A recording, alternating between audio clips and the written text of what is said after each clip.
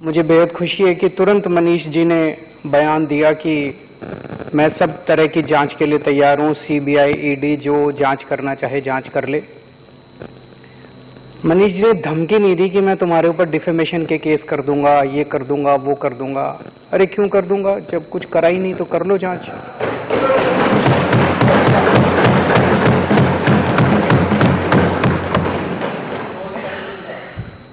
तो आरोप लगा कि मनीष सिसोदिया जी शराब की नीति में पैसे खा गए, तो वो पैसे ढूंढने के लिए सीबीआई इनके घर गई।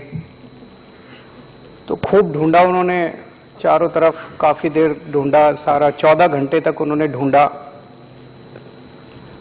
सब कुछ देखा, गद्दे फाड़े, तकिए फाड़े, बता रहे हैं दीवारें भी यूं यूं करके देखी, खोखली मिलती तो शायद दीवारें भी तोड़ देते, लेकिन कुछ नहीं मिला उनको। 14 घंटे के बाद वो चले गए। बट 6-7 घंटे तक गहन पूछताछ की। कुछ लोग मैं देख रहा था टीवी में आरोप लगा रहे थे ये लोग कि जवाब क्यों नहीं देते, जवाब सारे जवाब दिए इन्होंने, जितने प्रश्न सीबीआई वालों ने पूछे सारे जवाब दिए, और सीबीआई वाले पूरी तरह से संतुष्ट होकर इनके घर से गए। फिर सीबीआई वाले इनके गांव गए।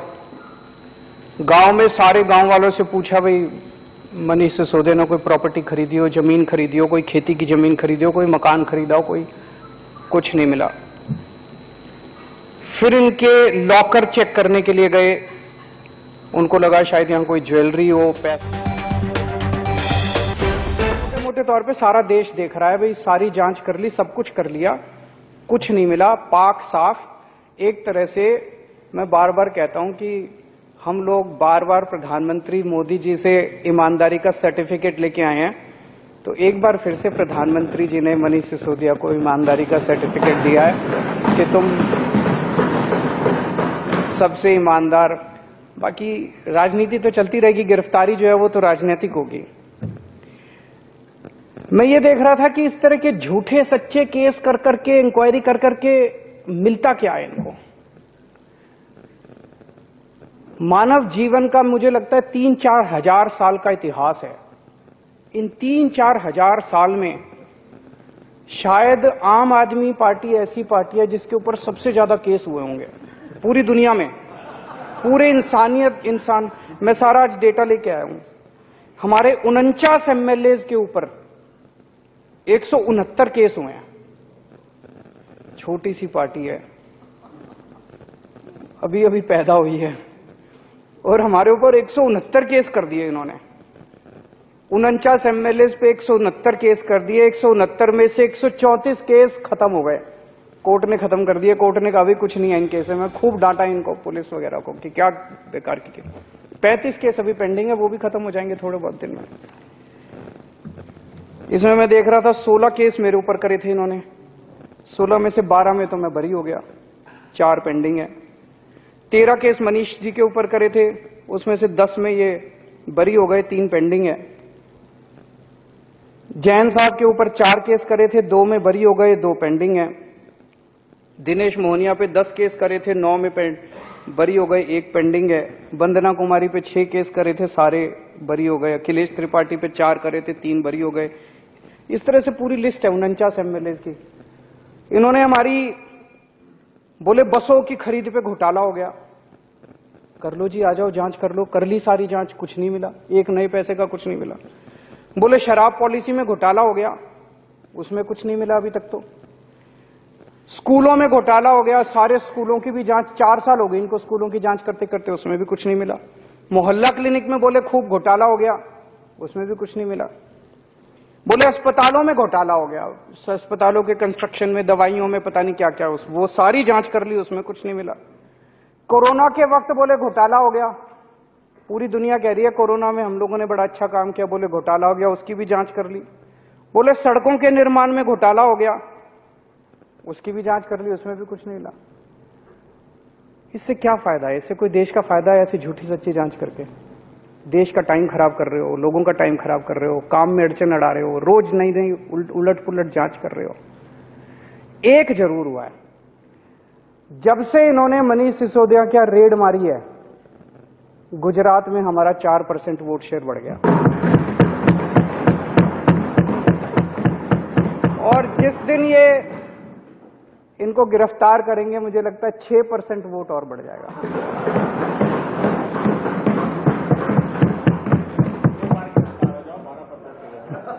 फिर अगर 2 बार गिरफ्तार हो गए तो सरकार ही बन जाएगी गुजरात में।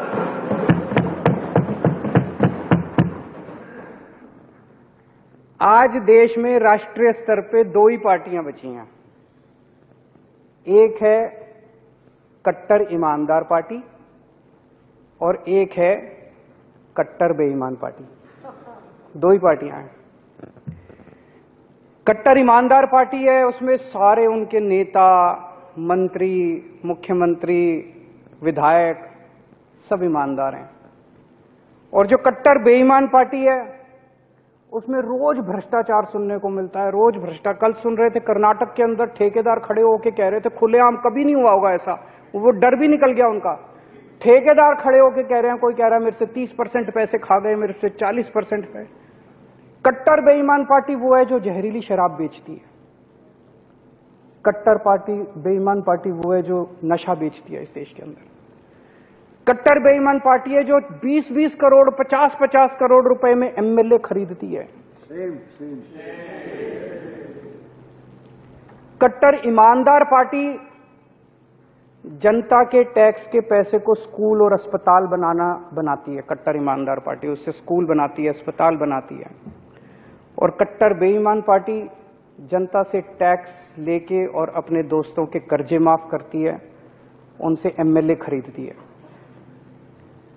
कट्टर बेईमान पार्टी अपने दोस्तों से और अपने पार्टी के लोगों से प्यार करती है, उनको बचाने की कोशिश करती है। अगर उनकी पार्टी का कोई पकड़ा जाए तो उसको जांच भी नहीं होती, कुछ नहीं होता।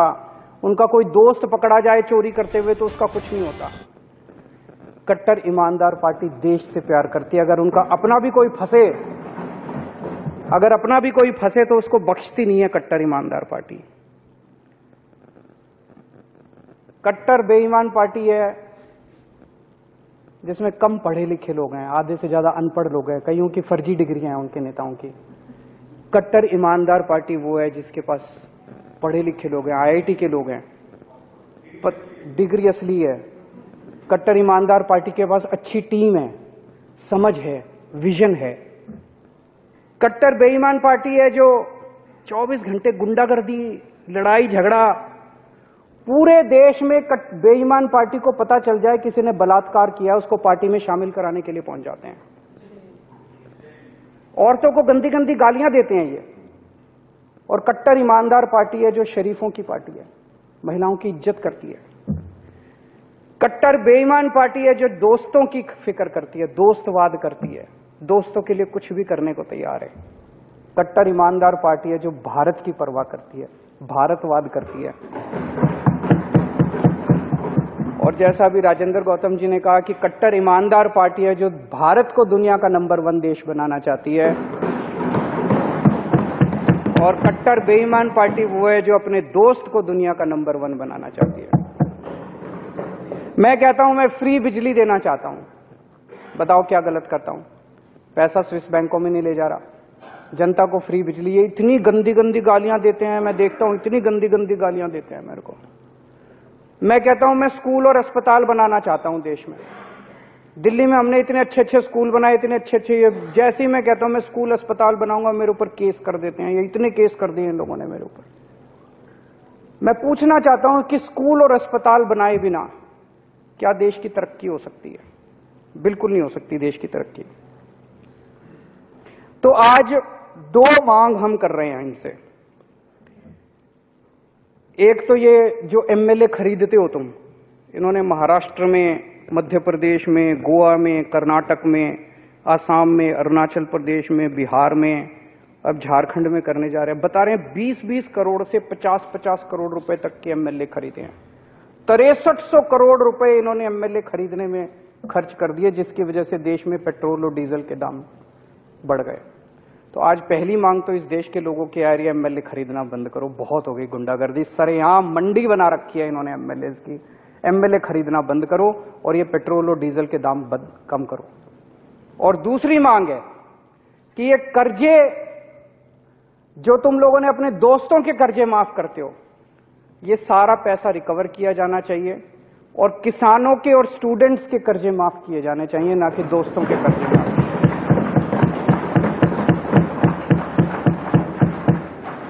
ये डिबेट आजकल अमेरिका में भी चल रहा है। अमेरिका के अंदर भी दो पार्टियां हैं। जो बिडेन साहब अभी स्टूडेंट्स के कर्जे माफ कर रहे हैं, दूसरी पार्टी है जो इनके दोस्त की पार्टी है, वो कह रहे हैं स्टूडेंट्स के कर्जे माफ नहीं होने चाहिए, अरबपतियों के कर्जे माफ होने चाहिए। वो इसका विरोध कर रहे हैं। वहां भी यही चल रहा है और यहां भी यही डिबेट चल रहा है इस देश के अंदर कि क्या अरबपतियों के कर्जे माफ होने चाहिए या किसानों के और स्टूडेंट्स के कर्जे माफ होने चाहिए। मैं पिछले कुछ दिनों से देख रहा हूं जो टीवी में चल रहा है, जो डिबेट चल रही है, बहुत आहत हूं मैं। ये चल क्या रहा है? मतलब ऐसा लड़ाई झगड़ा, हमारा कसूर क्या है? मैं देख रहा था स्कूलों के ऊपर ऐसे टूट के पड़े हैं ये कि इन्होंने क्या आरोप लगा रहे हैं कि इतने स्कूल क्यों बना दिए। तो स्कूल बनाना तो अच्छी बात है, किसी भी देश में स्कूल बनाना तो अच्छी बात है, बताओ क्या गलत करा। इनका दूसरा आरोप है स्कूलों में इतने कमरे क्यों बना दिए। अब कमरों में हम तो रह नहीं रहे, बच्चे पढ़ रहे हैं यार कमरों के अंदर, तुमको क्या तकलीफ है? बोले गरीबों के बच्चों के लिए इतने कमरों की क्या जरूरत है? गरीबों के बच्चे तो कम कमरों में भी पढ़ लेंगे, एक एक कमरों में 100 ठूस दो पढ़ लेंगे। अरे हम गरीबों के बच्चों को, मिडिल क्लास के बच्चों को अच्छी शिक्षा देना चाहते हैं, तुमको क्या तकलीफ है? तुम अपने बच्चों को विदेश भेजते हो, हम अपने बच्चों को अपने देश के अंदर अच्छी शिक्षा नहीं दे सकते क्या? कहते गरीबों के बच्चों के लिए इतने स्कूल बना दिए, गरीबों के बच्चों के लिए इतने टॉयलेट क्यों बना दिए। बताओ, टॉयलेट, ज्यादा टॉयलेट बना के हम क्या करेंगे उसका? हमारा उसमें क्या रोल है यार? पहले ऐसे जमाना था जहां पे टॉयलेट्स ही नहीं होते थे स्कूलों के अंदर, बच्चियों को अपने घर जाना पड़ता था अगर जरूरत पड़ती थी। आज अगर हमने अच्छे टॉयलेट बना दिए, वहां हमारी बेटियों को, बच्चियों को, बच्चों को अगर सुविधा मिल रही है तो इसमें क्या तकलीफ है? ये आरोप है इनके, ज्यादा स्कूल क्यों बना दिए। फिर कह रहे हैं क्लासों में इतना डिजिटल बोर्ड लगाने की क्या जरूरत थी, इतने शानदार डेस्क बनाने की क्या जरूरत है? गरीबों के बच्चे, रिक्शे वाले के बच्चे, मजदूर के बच्चे, इन लोगों को क्या जरूरत है इतने अच्छे अच्छे डेस्कों पे पढ़ने की? इन लोगों को क्या जरूरत है डिजिटल बोर्ड की? इतना पैसा खर्चने की क्या जरूरत थी? हम तो करेंगे, हम अच्छी शिक्षा देंगे। अब ये देश बदलेगा, अब ये देश रुकने वाला नहीं है। तुम लोगों ने गरीबों का मजाक बना दिया था इस देश के अंदर, अब इस देश के गरीबों को अच्छी शिक्षा मिलेगी और तुमसे आंखों में आंखें मिला के तुम्हारा सामना करेंगे गरीबों के बच्चे।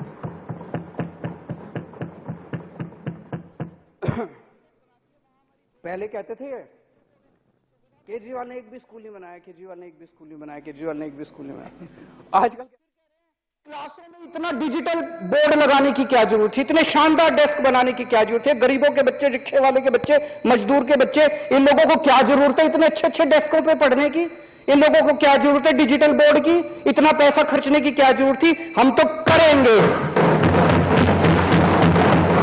हम अच्छी शिक्षा देंगे। अब ये देश बदलेगा, अब ये देश रुकने वाला नहीं है। तुम लोगों ने गरीबों का मजाक बना दिया था इस देश के अंदर, अब इस देश के गरीबों को अच्छी शिक्षा मिलेगी और तुमसे आंखों में आंखें मिला के तुम्हारा सामना करेंगे गरीबों के बच्चे।